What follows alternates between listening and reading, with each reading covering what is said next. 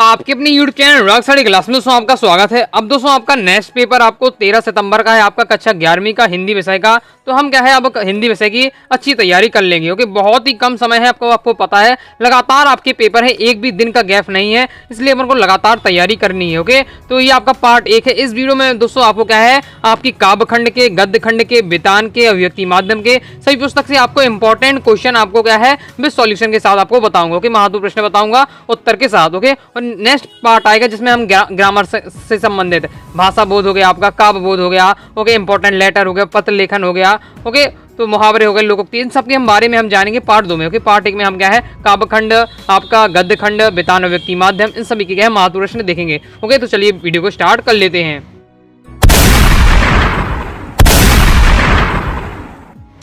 Okay, तो पहले हम देख लेंगे देखते हैं दोस्तों काव्य खंड। ओके, विषय में पद्य साहित्य का इतिहास एवं प्रवृत्तियां। इससे दोस्तों आपके पेपर में 2 नंबर क्वेश्चन आता है। आपको उसमें क्या है 4 से 5 क्वेश्चन बताऊंगा, वो पढ़ लीजिएगा, 2 नंबर आपके पक्के हो जाएंगे। ओके, तो देख लेते हैं अपन। वीडियो लंबी हो सकती है क्योंकि मैं आपको पता बहुत ही बेहतरीन तरीके से आपको समझाता हूं। ओके, तो चलिए देख लेते हैं अपन। तो पहले अपन को पहला क्वेश्चन है आपका सगुण और निगुण धारा में अंतर स्पष्ट कीजिए। ओके, सगुण और निगुण धारा में आपको अंतर स्पष्ट करना है। तो मैं आपको सगुण धारा की प्रमुख विशेषताएं बता देता हूं, निगुण धारा की आपको प्रमुख विशेषता बता दूंगा। तो पेपर में विशेषता पूछी जाती है तो विशेषता लिख दीजिए, अंतर आते तो अंतर बनाकर लिख दीजिए। तो ये सगुण भक्ति धारा के बारे में ये दिया हुआ है, इसी इंस्टॉट आप ले लीजिए फास्ट ही। ओके, इसके बाद दोस्तों हम देख लेते हैं निगुण धारा के बारे में। तो आपके निगुण धारा के बारे में ये दिया हुआ है, फास्ट इंस्टॉट आप ले लीजिए। ओके, ये आपका हो जाता है, इसके आगे आपका ये दिया हुआ है, तो ये अपना कंप्लीट हो जाता है सगुण धारा और निगुण धारा के बारे में। ओके, फिर दोस्तों क्वेश्चन है 2 प्रगतिवादी कवियों के नाम एवं उनकी क्या है एक एक रचना का नाम लिखिए। ओके, तो इसका सॉल्यूशन आपका ये दिया हुआ है। आपको क्या है 2 प्रगतिवादी आपको कवि और उनकी रचना बतानी। तो रामधारी सिंह दिनकर, हुंकार और कुरुक्षेत्र इनकी रचना हो जाएगी। भवानी प्रसाद मिश्र, गीत फरोश और क्या आप हो जाएगा शिवमंगल सिंह सुमन और प्रलय सज्जन। ये क्या है 3 आपको कवि दे दिए हैं, उनकी रचनाएं दे दी गई हैं। ओके, तो इस प्रकार से अपने क्वेश्चन कंप्लीट हो जाता है। जो क्वेश्चन बता रहा हूँ सभी क्वेश्चन आपको एकदम तैयार करते जाइएगा। ओके, तीसरा क्वेश्चन है छायावाद की 2 विशेषताएं लिखी। बहुत ज्यादा इंपॉर्टेंट है छायावादी युग की विशेषताएं। ओके, चलिए इसका अपन सॉल्यूशन देख लेते हैं। तो इसका आपका सॉल्यूशन ये दिया हुआ है, कई सारी दी हुई है, इसमें आपको केवल और केवल आपको 2 तैयार कर लेना है, जो भी आपको आसान लगे। ओके, जो आपको याद हो जाए 2 तैयार कर लीजिएगा। इसमें तो नोट दी हुई है लेकिन आपको केवल 2 अच्छे से आपको तैयार कर लेना है। ये आपकी दी हुई है छायावाद की आपकी विशेषताएं। ओके, चलिए नेक्स्ट क्वेश्चन देख लेते हैं। नेक्स्ट दोस्तों क्वेश्चन आता है आपका ओके कि क्या है भक्ति काल को हिंदी साहित्य का स्वर्ण काल क्यों कहा जाता है। ओके, चलिए इसका भी सॉल्यूशन देख लेते हैं। तो इसका दोस्तों आपका सॉल्यूशन ये दिया हुआ है, फर्स्ट इंस्टॉल ले लीजिए। ओके, हम क्या है दोस्तों इस वीडियो में काव्य खंड, गद्य खंड, बितान, व्यक्ति माध्यम इनके इंपॉर्टेंट क्वेश्चन तो देखेंगे ही, साथ ही हम क्या है मैं आपको क्या है महत्वपूर्ण आपको गद्यांश बता दूंगा, महत्वपूर्ण पद्यांश बता दूंगा, संदर्भ प्रसंग व्याख्या के लिए कि आपको कौन कौन से आपको सेलेक्टेड तैयार करने हैं जो आपको पेपर में देखने को मिल सकते हैं। ओके, तो इसका स्क्रीनशॉट ले लीजिए। साथ ही मैं आपको महत्वपूर्ण कवि परिचय, लेखक परिचय भी बता दूंगा। ओके, सॉल्यूशन के साथ ध्यान से वीडियो को देखिएगा। ओके, बस आपको ध्यान से देखते जाना है। जो क्वेश्चन आपको याद नहीं है वो क्या है वीडियो को पोस्ट करके आप याद भी कर लीजिएगा, क्योंकि अलग से ऐसा समय नहीं रह गया है कि आप अलग से क्वेश्चन को याद करें। वीडियो को देखते ही देखते आप क्या है याद करते जाइएगा। ये आपका पूरा सॉल्यूशन आपका दिया हुआ है, स्क्रीनशॉट ले लीजिए। चलिए नेक्स्ट क्वेश्चन देख लेते हैं। ओके दोस्तों, तो आपका नेक्स्ट क्वेश्चन है भारतेंदु। नेक्स्ट क्वेश्चन है आपका भारतेंदु युग की 2 प्रवृत्तियां लिखी। प्रवृत्तियां मतलब होती है दोस्तों विशेषताएं। ओके, प्रयोगवादी काव्य की 2 विशेषताएं लिखिए। तो आपको मैं बता देता हूं, आपको क्या है छायावादी युग की विशेषता तैयार कर लीजिएगा और प्रयोगवादी की, ये 2 इंपॉर्टेंट है, इनमें से आपका आ जाएगा। ओके, तो भारतेंदु को रहने दीजिए, आप प्रयोगवादी काव्य की 2 विशेषताएं आप देख लीजिए। तो ये आपका ये दिया हुआ है। ओके, छायावाद की तैयार कर लीजिएगा युग की विशेषताएं। ओके, और क्या है प्रयोगवादी की, ये इंपॉर्टेंट 2 आपको पढ़ लेना, 2 आसान है। अब इसमें देखिए एक एक शब्द के दिए, एक एक लाइन का दिया हुआ है इनके आपके पॉइंट। ओके, 2 तैयार कर लीजिएगा। ओके, ये आपका हो जाती है प्रयोगवादी आपके युग की विशेषताएं। ओके, या प्रयोगवादी कविताओं की विशेषताएं। नेक्स्ट है रीतिकाल की 2 प्रवृत्तियां या विशेषताएं आपको बतानी है। ये आपकी ये दी हुई है रीतिकाल की प्रमुख विशेषताएं। इसमें भी आपको क्या है 2 आपको तैयार कर लेना है। ओके, जो भी आपको याद करना हो। तो अपने इस प्रकार से क्या है मैंने आपको क्या है पद्य साहित्य के इतिहास से इंपॉर्टेंट क्वेश्चन आपको बता दिए। ओके, अब दोस्तों हम देखेंगे काव्य खंड में आरोह आपकी जो पुस्तक चलती है, ओके, जो आप पढ़ते हैं, ओके, उससे 1-2 अंक की एक महत्वपूर्ण क्वेश्चन आता है, उससे भी हम देख लेते हैं। ओके, तो पहला क्वेश्चन है कबीर ने अपने को दीवाना क्यों कहा है। बहुत ज्यादा इंपॉर्टेंट है, प्रीवियस ईयर पेपर में आ चुका है, त्रैमासिक परीक्षा के लिए में ओके, और वार्षिक परीक्षा में भी। चलिए इसका सॉल्यूशन हम देख लेते हैं। तो इसका तो सॉल्यूशन आपका ये दिया हुआ है, कबीर ने अपने को दीवाना क्यों कहा है। तो यहाँ दीवाना का अर्थ होता है पागल। किसी के प्रेम में डूबा हुआ व्यक्ति दीवाना कहलाता है। कबीर भी प्रभु की भक्ति में लीन है, जबकि संसार बाह्य आडंबरों में उलझकर ईश्वर को खोज रहा है। अतः कबीर ने क्या है, स्वयं को क्या है, दीवाना कहा है। ओके, ये अपना कंप्लीट हो जाता है। नेक्स्ट दोस्तों क्वेश्चन है आपका, मीरा कृष्ण की उपासना किस रूप में करती है, वह रूप कैसा है। एकदम सिलेक्टेड क्वेश्चन है, दोनों एकदम अच्छे से रट लीजिएगा। दोनों क्या है, प्रीवियस पेपर में आ चुके हैं। ओके, और आते रहते हैं, इसलिए आपको तैयार कर लेना है, बहुत ज्यादा हाई संभावना है। ओके, तो देख लेते हैं कि मीरा ने क्या भगवान कृष्ण की उपासना किस रूप में की है और वह रूप कैसा है। तो इसका सॉल्यूशन ये दिया हुआ है। ओके, दो 3 लाइन के आंसर एक बार पढ़ लेते हैं, आपसे बन जाएगा। तो मीरा ने कृष्ण की उपासना क्या है, पति के रूप में की है। ओके, और उनका रूप मन को मोहने वाला है, वे पर्वत को धारण करने वाले हैं, उनके सिर पर मोर मुकुट सुशोभित है, मीरा उन्हें क्या है, अपना सर्वस्व मानती है और वे स्वयं को उनकी दासी मानती है। ये सब तो आपको ही पता है, बन जाएगा। ओके, चलिए आगे नेक्स्ट क्वेश्चन देख लेते हैं। नेक्स्ट दोस्तों आपका क्वेश्चन आ जाता है, ओके, तीसरा, कबीर की दृष्टि में ईश्वर एक है, इसके समर्थन में उन्होंने क्या तर्क दिए हैं। ओके, चलिए इसके भी सॉल्यूशन देख लेते हैं। मतलब क्या है, कबीर ने कहा है कि भाई ये क्या है, जो ईश्वर है पूरे संसार में एक ही है। ओके, अलग अलग ईश्वर नहीं, एक ही ईश्वर है। तो उनके लिए उन्हें क्या उदाहरण दिए, कैसे समझाया है उन्होंने लोगों को। ओके, तो कबीर ने बताया है, जैसे एग्जाम्पल दिए हैं उन्हें। ओके, इसके समर्थक उन्होंने कई सारे तर्क दिए, जैसे क्या है, संसार में सब जगह एक ही हवन है, मतलब एक ही हवा चलती है, एक ही जल है, सभी जगह एक ही ज्योति समाई हुई है, और क्या है, सभी जो बर्तन होते हैं मिट्टी के, वो एक ही मिट्टी से बनाए जाते हैं। ओके, इस प्रकार से कबीर ने क्या है, एग्जाम्पल दिए हैं। ओके, कि क्या है, कबीर ने कहा कि ईश्वर क्या है, एक है, उसके समर्थन में। तो ये अपना कंप्लीट हो जाता है। नेक्स्ट क्वेश्चन है, मायके आई बहन के लिए कबीर ने घर को क्या है, परिताप का घर क्यों कहा है। ओके, चलिए इसका भी सॉल्यूशन देख लेते हैं। तो इसका दोस्तों आपका सॉल्यूशन ये दिया हुआ है। ओके, इसका सॉल्यूशन आपका ये दिया हुआ है, बहन मायके में अपने परिवार से मिलने के लिए खुशी से आई है। ओके, वह अपने भाई बहनों के साथ बिताए हुए क्षणों को याद करती है। घर पहुंचकर जब उसे पता चलता है कि उसका एक भाई क्या है, जेल है। ओके, जो कवि भवानी प्रसाद मिश्र जी हैं, वो जेल में थे। ओके, उस समय। ओके, तो वो क्या है, जब उसकी बहन आएगी घर और देखेगी उसका एक भाई क्या है, जेल में है। ओके, तो वह बहुत दुखी हो जाएगी। इस कारण क्या है, कवि ने घर को क्या है, परिताप का घर कहा है। ओके, आई होप आप समझ चुके होंगे। ओके, नेक्स्ट है, पिता के व्यक्तित्व की किन विशेषताओं को उकेरा है। मतलब कवि ने पिता की कौन कौन सी विशेषताएं बताई हुई है, ये बहुत ज्यादा इंपॉर्टेंट है, ये भी पेपर में आ चुका है। ओके, चलिए इसे भी देख लेते हैं अपन। तो कौन कौन सी विशेषता, जैसे पहले विशेषता है कि पिताजी क्या पूर्णतः स्वस्थ है, बुढ़ापे में भी उन्हें क्या है, अभी तक छू नहीं पाया, बुढ़ापा भी उन्हें क्या है, छू नहीं पाया है, देश प्रेमी है, उनकी प्रेरणा पाकर क्या है, कभी स्वयं स्वाधीनता आंदोलन में भाग लिया है, वे दौड़ लगा कर दंड करते। इस प्रकार से आपको 2-3 याद कर लिए, ज्यादा नहीं, 2 नंबर का आपको क्वेश्चन आता है, 2 आपको पर्याप्त तैयार कर लेनी है। ओके, नेक्स्ट क्वेश्चन है, मानव शरीर का निर्माण किन पंच तत्वों से हुआ है। ओके, चलिए इसे भी सवाल देख लेते हैं। तो ये तो दोस्तों आपको ही पता होगा कि मानव शरीर का निर्माण किससे हुआ है, हवा से हुआ, अग्नि, जल, आकाश, पृथ्वी, ये आपको लिख देना है। ओके, तो ये अपना कंप्लीट हो जाता है। चलिए आगे देख लेते हैं। ओके, इस प्रकार से दोस्तों हमने कहा काव्यखंड के महत्वपूर्ण प्रश्न देख लिए हैं। अब चलिए आगे बढ़ते हैं। ओके, और मैंने आपको काव्यखंड के जितने क्वेश्चन बताए हैं, ज्यादा नहीं बताता, मैं सिलेक्टेड 6 से 7 क्वेश्चन बताता हूँ। ओके, और आपके उन्हीं में से आपके आ जाएंगे। ओके, क्या है, आपने कई जगह देखा होगा, आपको रियल पेपर के माध्यम से बताते हैं, नकली पेपर बनाकर 2-3 क्वेश्चन बताएंगे, अब वो भी आप पढ़ के जाएंगे, वो भी नहीं आएंगे, तो आपको क्या है, आपको फिर दिक्कत हो जाएगी। ओके, ये बड़ी अच्छी बात कही आप, इसलिए मैं आपको ज्यादा क्वेश्चन आपको याद करवा देता हूं, लेकिन मैं आपको क्या है 100% की आपके लेता हूं गारंटी कि हाँ इनमें से आपका आ जाएगा। ओके, चलिए देख लेते हैं महत्वपूर्ण व्याख्या। आपको पता है महत्वपूर्ण आपकी पद्यांश की व्याख्या करने आती है। ओके, संदर्भ प्रसंग व्याख्या लिखने के लिए, और महत्वपूर्ण आपको गद्यांश की आपको क्या है, गद्यांश की आपको संदर्भ प्रसंग व्याख्या करने के लिए आती है। तो मैं आपको क्या है, महत्वपूर्ण आपको क्या है, आपको पद्यांश बताने वाला हूँ, 3 आपको बताने वाला हूँ, जो आपके यहाँ प्रीवियस पेपर में आते रहते हैं। ओके, तो इन्हें आप तैयार कर सकते हैं, क्योंकि इनकी संभावना है। ओके, चलिए देख लेते हैं। पहला हम तो एक एक करी जाने वाला आपको पद्यांश का संदर्भ प्रसंग व्याख्या देख लेना है। ओके, चलिए मैं आपको सॉल्यूशन के साथ बता रहा हूँ, तो मैं आपको उसका सॉल्यूशन दिखा ही देता हूँ। ओके, तो हम तो एक एक करी जाना, 2 ही कहे 3 ही कहे, आपका कबीर का जो पद है इसको आपको तैयार कर लेना है। क्या तैयार करना है, संदर्भ, प्रसंग, व्याख्या और विशेष। ओके, तो आपका ये संदर्भ दिया हुआ तो देख सकते हैं, फिर इसके बाद प्रसंग दिया है, स्क्रीनशॉट लेते चलिएगा। ओके, इसकी व्याख्या दी हुई है, पढ़ लीजिएगा, पूरी कहानी के तौर पर समझ में आ जाएगा कि इस अगर ये वाला पैसेज आपको देखते ही जैसे पेपर में देखते हैं तुरंत आपको छाप देना है। ओके, ये आपका दिया हुआ है और ये आपकी व्याख्या दी हुई है। ओके, इस प्रकार से अपना ये कंप्लीट हुआ था। आगे देख लीजिए, ये आगे आपका ये दिया हुआ है, इसके बाद विशेष दिया है। विशेष मतलब विशेषताएं बताई गई है, ये क्या है, जैसे कबीर ने लिखा तो कबीर ने इसमें कौन से अलंकार प्रयोग किया है, कौन से छंद का प्रयोग है, कैसी भाषा, ये आपको बताना पड़ता है विशेष में 2-3 पॉइंट में। ओके, ये अपना कंप्लीट हो जाता है। चलिए नेक्स्ट देख लेते हैं। नेक्स्ट दोस्तों आपको संदर्भ प्रसंग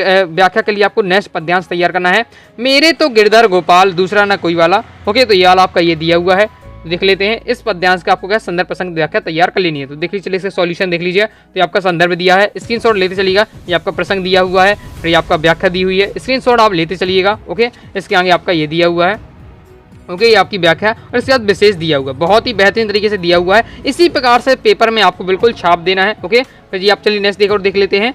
नेक्स्ट है जैसी बाड़ी कास्ट को काटे, और ये वाला आपको तैयार कर लेना है। ओके, चलिए मैं आपको ये वाला पद्यांश भी आपको दिखा देता हूँ। इसका सॉल्यूशन आपका ये दिया हुआ है, इसका क्या है फास्टिंग ले लीजिए, इसमें व्याख्या दी हुई है। ओके, लेकिन आपको क्या है संदर्भ प्रसंग में आपको यही इसी से आप कॉपी कर लीजिएगा और व्याख्या आपकी ये दी हुई है, तो इसका भी आप स्क्रीनशॉट आप ले लीजिए। ओके, इस प्रकार से दोस्तों मैंने आपको क्या है 3 महत्वपूर्ण आपको क्या है पद्यांश की जो आपकी व्याख्या संदर्भ प्रसंग व्याख्या थी वो आपको बता दी है। ओके, वैसे मुझे आपको बताना नहीं चाहिए, आपको पूरा पढ़ना चाहिए, लेकिन मैं आपको इसलिए बता रहा हूँ, मुझे अनुभव है कि कौन कौन से क्या रिपीटेड क्वेश्चन होते रहते हैं। ओके, इसलिए मैं आपको बता दिए हैं। ओके, चलिए आगे देख लेते हैं नेक्स्ट क्वेश्चन।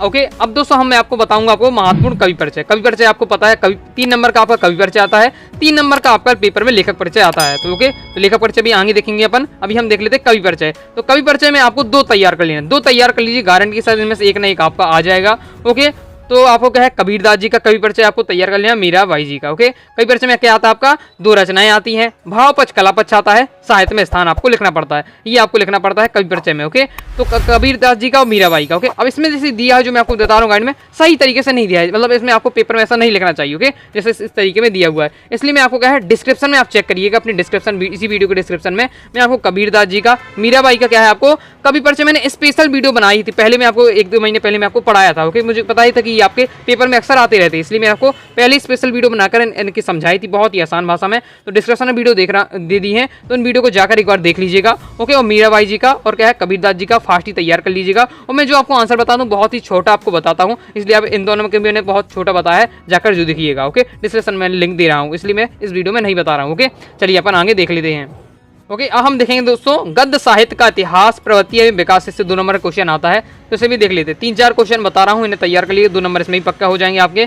ओके, तो इसमें इंपॉर्टेंट पहले से देख लीजिए। तो इंपॉर्टेंट में आपको तैयार करना है आत्मकथा और जीवनी में अंतर, रेखा चित्र और संस्मरण में अंतर, उपन्यास और कहानी में अंतर, नाटक की कहानियां, ये 4 तैयार कर लिए। इंपॉर्टेंट ज़्यादा नहीं है, इन्हें भी मैं आपको देख लीजिएगा। ओके, लेकिन ये आपको अच्छे तैयार कर लेने हैं। चलिए मैं आपको इनका सॉल्यूशन बता देता हूँ। ओके, और कवि परिचय जो मैंने आपको बताए हैं कबीरदास जी का, मीराबाई का, डिस्क्रिप्शन में लिंक है, जाइए उन वीडियो को देख लीजिएगा, यहाँ से याद कर लीजिएगा। पहले आप पूरी वीडियो देख लीजिए, समझ लीजिए, फिर आप जब याद करने बैठेंगे तो आप उन्हें याद कर लीजिएगा। ओके, चलिए मैं आपको इनका सॉल्यूशन बता देता हूँ। ओके, तो पहला आपसे क्या पूछा जा रहा है, भारत हिंदी युग की आपकी 2 विशेषताएं आपको बतानी है। इसका दोस्तों आपका सॉल्यूशन ये दिया हुआ है, इसमें आपको भारत हिंदी युग की 2 विशेषताएं बतानी है। भारत हिंदी युग की 2 विशेषताएं आपको इसमें से आपको थ्योरी पढ़ लीजिएगा, 2 विशेषताएं आपको निकाल लेनी है। ओके, चलिए आगे देख लेते हैं। नेक्स्ट दोस्तों आपसे क्वेश्चन पूछा जा रहा है निबंध किसे कहते हैं। बाबू गुलाब राव के अनुसार निबंध की परिभाषा इतना ज़्यादा इंपॉर्टेंट नहीं है, तो उसे हटा दीजिए। आपको तैयार करना है आत्मकथा और जीवनी में अंतर, ये आप तैयार कर लीजिएगा। रेखा चित्र और संस्मरण में अंतर। ओके, चलिए मैं आपको रेखा चित्र और संस्मरण में अंतर दिखा देता हूँ। तो इसका तो सॉल्यूशन आपका ये दिया हुआ है, रेखा चित्र और संस्मरण में अंतर, स्क्रीनशॉट इसका फास्ट ही ले लीजिए। ओके, और अभी तक दोस्तों आपने वीडियो को लाइक नहीं तो वीडियो को लाइक करके चैनल को सब्सक्राइब जरूर करिएगा, बेल आइकन जरूर प्रेस कर लीजिएगा, जिससे जैसे ही आपको लिए नेक्स्ट वीडियो डलती है आपके पास तुरंत ही पहुंच जाए। और ओके, टेलीग्राम को ज्वाइन किया तो टेलीग्राम चैनल को भी ज्वाइन कर लीजिएगा, डिस्क्रिप्शन में आपको लिंक मिल जाएगी। ओके, हेल्पफुल रहेगा आपकी साहित्य के लिए, सभी प्लेटफॉर्म बनाए गए। तो ये आपका हो जाता है रेखा चित्र और संस्मरण में अंतर। ओके, आगे आपको क्या है उपन्यास और कहानी में अंतर, नाटक और एकांकी में अंतर। ओके, चलिए मैं आपको दिखा देता हूँ। ओके, तो इसका सॉल्यूशन आपका ये दिया हुआ है, आपका कहानी और उपन्यास में अंतर, स्क्रीनशॉट ले लीजिए। इसमें आप थोड़ा थ्योरिकल में दिया हुआ है, अगर आप क्या है थ्योरी में लिखना चाहते थ्योरी में लिख दिए तो भी आपको नंबर मिलेंगे। लाइन खींचकर जैसे भी मैंने आपको रेखा चित्र और संस्मरण में आपको अंतर बताए हैं, लाइन खींचकर इस प्रकार से भी आप क्या है कहानी उपन्यास में अंतर लिख सकते हैं। ओके, आप पॉइंट में भी लिख दीजिए जैसा आपकी इच्छा हो, लेकिन इसमें आपके मटेरियल आपका ये दिया हुआ है, इसी से आपको लिखना है। नाटक और एकांकी में अंतर पॉइंट वाइज इसमें अंतर दिया हुआ है, आपको तैयार कर लेना है। ओके, स्क्रीनशॉट आप ले लीजिए, तो अपने ये कंप्लीट हो जाता है। चलिए आगे देख लेते हैं। ओके, चलिए आगे देख लेते हैं। अब दोस्तों हम देखेंगे आपकी गद्य खंड है, जो गद्य खंड में आरओ में जो अपनी पुस्तक चलती है उससे भी 2 नंबर क्वेश्चन आता है, तो उससे हम महत्वपूर्ण प्रश्न देखेंगे। ओके, और पीडीएफ जो आप इंपॉर्टेंट क्वेश्चन की पीडीएफ चाहते हैं तो आपको किसी भी आपके सभी सब्जेक्ट के ओके तो आपको क्या है अपनी वेबसाइट में मैंने डाल दी है www.anuragasadiclasses.com में, वहाँ जाकर आप देख सकते हैं। बस आपको पीडीएफ प्राप्त करने के लिए गूगल पर जाना है, गूगल पर सर्च करना है anuragasadiclasses.com। ओके, वेबसाइट आएगी, ओपन करिएगा, क्रम से आपको क्या है वहाँ आपको सभी मटेरियल आपको मिल जाएगा। ओके, महत्वपूर्ण प्रश्न त्रैमासिक परीक्षा के लिए। चलिए हम देख लेते हैं। तो गद्य खंड से आपका पहले क्वेश्चन आता है, नमक का दरोगा कहानी का कौन सा पात्र आपको सबसे अधिक प्रभावित करता है और क्यों। ओके, चलिए इसका सॉल्यूशन देख लेते हैं। इसका सॉल्यूशन आपका ये दिया हुआ है, फास्टिंग शॉट ले लीजिए। ओके, तो हमें इस कहानी का क्या है पात्र बंसीधर है वो सबसे अधिक प्रभावित करता है, क्योंकि वह क्या था, ईमानदार था, शिक्षित था। मैंने बहुत ही आपको पूरा चैप्टर डिटेल से पढ़ाया है। ओके, तो अगर आप 1-2 महीने से मेरे साथ तैयारी कर रहे होंगे तो आपको ज़्यादा कुछ मेहनत करने की आवश्यकता नहीं है। ओके, ये आपका पूरा दिया हुआ है, फास्टिंग शॉट ले लीजिए। तो अपने कंप्लीट हो जाता है। चलिए आगे देख लेते हैं। नेक्स्ट दोस्तों क्वेश्चन है, मियां नसरुद्दीन के व्यक्तित्व की 2 विशेषताएं लिखी। बहुत ज्यादा इंपॉर्टेंट है, विशेषता से संबंधित क्वेश्चन जरूर आता है पेपर में। ओके, तो ये दिया हुआ है मियां नसरुद्दीन के व्यक्तित्व की 2 विशेषताएं, तैयार अच्छे से कर लीजिएगा, ये आपका दिया हुआ है। ओके, 2 पॉइंट आपको बना लीजिएगा। जैसे आप पहला पॉइंट बना सकते हैं कि जो मियां नसरुद्दीन थे उनका क्या है, 56 प्रकार की रोटियां बनाने की कला जानते थे। ओके, और फिर क्या है, मियां नसरुद्दीन थोड़ी बातूनी थे। ओके, अपने मुंह मियां मिट्टू बनने वाले बुजुर्ग थे। इस प्रकार से बस 2 पॉइंट बन गए, आपका क्या है, व्यक्तित्व की विशेषताएं कंप्लीट हो जाती हैं। ओके, नेक्स्ट है, पंडित अलोपुद्दीन की गाड़ियां कहाँ, क्यों और किसने रोकी। ओके, चलिए इसका भी सॉल्यूशन देख लेते हैं। तो इसका सॉल्यूशन आपका ये दिया हुआ है, पंडित अलोपुद्दीन की गाड़ियां नमक के दरोगा बंसीधर ने रोकी, क्योंकि उन्हें शक था कि कोई रात में क्या है, नमक का क्या है, काला बाजारी कर रहा है। ओके, नेक्स्ट देख लेते हैं। नेक्स्ट है, मियां नसरुद्दीन को नानवाइयों का मसीहा क्यों कहा जाता है। एकदम सिलेक्टेड क्वेश्चन है, बहुत ज्यादा इंपॉर्टेंट है। चलिए ये भी प्रीवियस पेपर में आ चुका है, चलिए मैं आपको बता देता हूँ उसका सॉल्यूशन। इसका सॉल्यूशन आपका इसमें नहीं है। ओके, लेकिन आपको याद जरूर कर लीजिएगा। ओके, बहुत ज़्यादा इंपॉर्टेंट है, नानवाइयों का मसीहा क्यों कहा जाना है। तो बस मैं आपको अपनी तरीके से भाषा में बता देता हूँ। अगर इस पर क्वेश्चन आता, आपको लिखना है कि जो मियां नसरुद्दीन थे वो क्या है, 56 प्रकार की रोटियां बनाने की कला जानते थे। यही कारण है कि मियां नसरुद्दीन जी को नानवाइयों का मसीहा कहते हैं। इस प्रकार से आपको लिख देना है, 2 नंबर आपके पक्के हो जाएंगे। ओके, मैंने पूरा चैप्टर पढ़ाया तो मैं आपको बता रहा हूँ। ओके, नेक्स्ट है, नानवाई किसे कहते हैं। तो नानवाई किसे कहते हैं, नानवाई का आपका ये दिया हुआ है। नानवाई का क्या ये दिया हुआ है, फास्टिंग सोडा ले लीजिए। नानवाई वह कहलाता है जो क्या है, कई तरह की रोटियां बनाने और बेचने का काम करता है। ओके, नेक्स्ट देख लेते हैं। नेक्स्ट है, पथेर पंचाली फिल्म की शूटिंग का काम 2.5 साल तक क्यों चला। ओके, चलिए इसे भी देख लेते हैं। तो इसका सॉल्यूशन आपका ये दिया हुआ है, 2 पॉइंट आप तैयार कर लीजिएगा। जैसे क्या है, पहला है कि लेखक के पास क्या है, पैसे का अभाव था। ओके, दूसरा था कि वह विज्ञापन कंपनी में काम करता था, इसलिए काम करने से फुर्सत होने पर ही लेखक क्या है, अन्य कलाकार फिल्म का काम कर पाते थे। ओके, ये अपना कंप्लीट हो जाता है। चलिए आगे देख लेते हैं।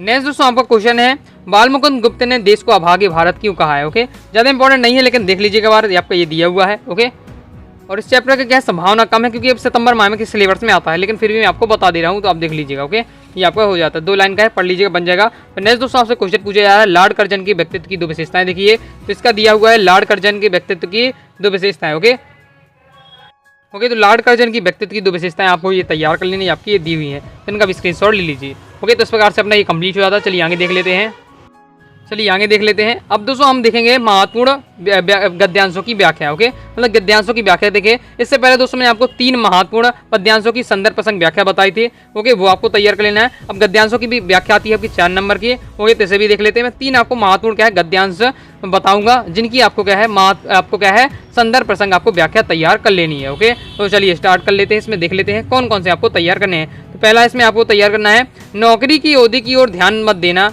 ओके, ये वाला आपका जो है, आपको ये वाला पद्यांश की आपको क्या है, गद्यांश की संदर्भ प्रसंग व्याख्या करनी है। चलिए मैं आपको सॉल्यूशन के साथ बता देता हूँ। तो ये आपका ये दिया हुआ है। ओके, गद्यांश सॉरी, तो गद्यांश है आपको, इसका संदर्भ आपका इस प्रकार से दिया हुआ है, स्क्रीनशॉट आप ले लीजिए। फिर उसके बाद प्रसंग दिया हुआ है, फिर इसके बाद ये व्याख्या दी हुई है, स्क्रीनशॉट आप ले लीजिए। ओके, इस प्रकार से अपने ये कंप्लीट हो जाता है। नेक्स्ट दोस्तों आपका गद्यांश है।